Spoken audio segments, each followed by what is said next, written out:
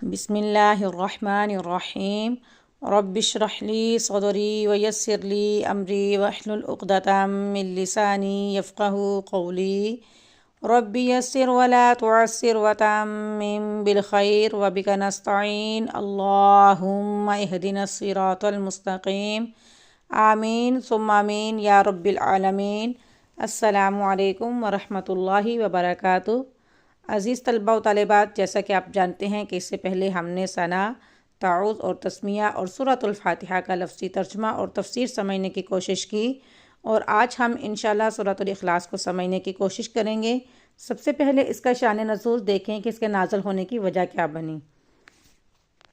مسند احمد میں ہے کہ مشرکین نے نبی پاک صلی اللہ علیہ وآلہ وسلم سے سوال کیا کہ آپ اپنے رب کے اوصاف بیان کریں، تو اس کے بعد یہ صورت نازل ہوئی۔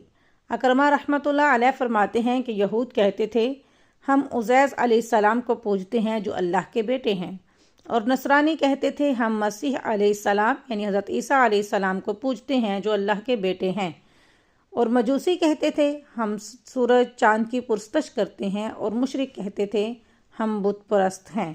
تو اللہ تعالیٰ نے یہ صورت اتاری کہ اے نبی صلی اللہ علیہ وآلہ وسلم، تم کہہ دو کہ ہمارا معبود تو اللہ تعالیٰ ہے۔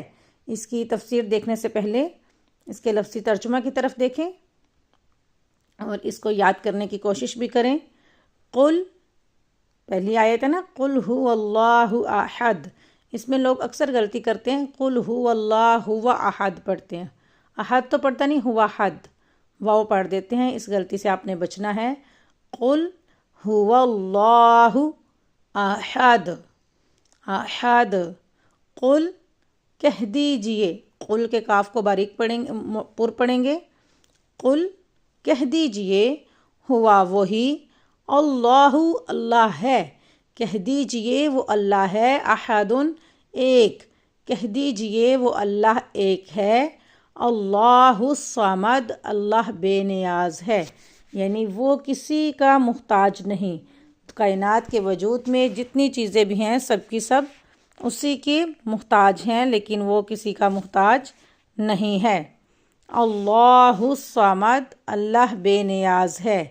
لم یلد، لم نہیں، یلد اس نے کسی کو جنا، ولم یولد اور نہ ہی وہ جنا گیا، ولم یکن لہ کفوا احد، ولم اور نہیں، یکن کوئی ہے، لہو اس کے لیے، کفواً برابری کرنے والا، احدن کوئی ایک، اور نہ ہی اس کے لیے کوئی ایک بھی برابری کرنے والا ہے۔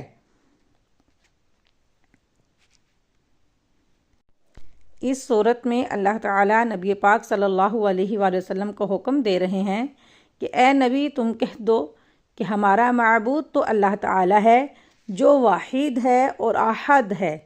جب یہودیوں اور عیسائیوں نے اپنے اپنے عزیزوں کے بارے میں کہنا شروع کر دیا کہ عزیر علیہ السلام اللہ کے بیٹے ہیں، اور عیسائیوں نے کہا کہ حضرت مسیح علیہ السلام اللہ کے بیٹے ہیں، اور کسی نے کہا کہ ہم چاند سورج کی پرستش کرتے ہیں، اور کسی نے بتوں کی پوجا کے بارے میں کہا، تو اس کے جواب میں اللہ تعالیٰ نے نبی پاک صلی اللہ علیہ وسلم سے کہا کہ اے نبی تم کہہ دو کہ ہمارا معبود تو اللہ تعالیٰ ہے، جس کا کوئی وزیر نہیں، جس کا کوئی شریک نہیں، جس کا کوئی ہمسر نہیں، جس کا کوئی ہم جنس نہیں، جس کا کوئی برابر نہیں، یعنی نہ ہی تو کوئی اس جیسا ہے، نہ ہی کوئی اس کا ہم جنس ہے، نہ ہی کوئی اس کی برابری کرنے والا ہے، اس کے سوا تو کسی میں الوہیت نہیں۔ الوہیت کسے کہتے ہیں؟ جس کی عبادت کی جائے، یعنی اس کے سوا تو ہم کسی کی عبادت بھی نہیں کرتے، اور اس لفظ کا اطلاق صرف اسی کی ذات پر ہوتا ہے۔ الوہیت کون ہے؟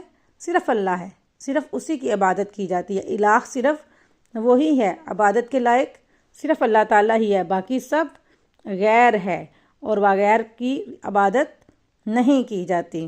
وہ اپنی صفتوں میں اور اپنے حکمت برے کاموں میں یکتا اور بے نظیر ہوتا ہے، وہ صمد ہے۔ عزیز طلباء و طالبات، یہ تھی اس کی تفسیر اور اس کا شان نزول یعنی سورۃ الاخلاص کا۔ تو اب ہم اس کی مختصر سی فضیلت بھی دیکھتے ہیں کہ اس کے پڑھنے کی فضیلت کیا ہے۔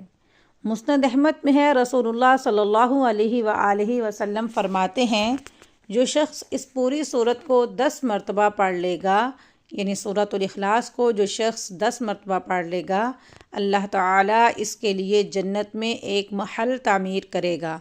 سیدنا عمر نے کہا یا رسول اللہ صلی اللہ علیہ وآلہ وسلم پھر تو ہم بہت سے محل بنوا لیں گے۔ آپ صلی اللہ علیہ وآلہ وسلم نے فرمایا اللہ اس سے بھی زیادہ اور اس سے بھی اچھا دینے والا ہے، یعنی جو 10 مرتبہ سورۃ الاخلاص پڑھے گا اس کے لیے ایک محل تعمیر کر لے گا۔ آپ یاد رکھا کریں کہ مسند احمد کی یہ حدیث ہے۔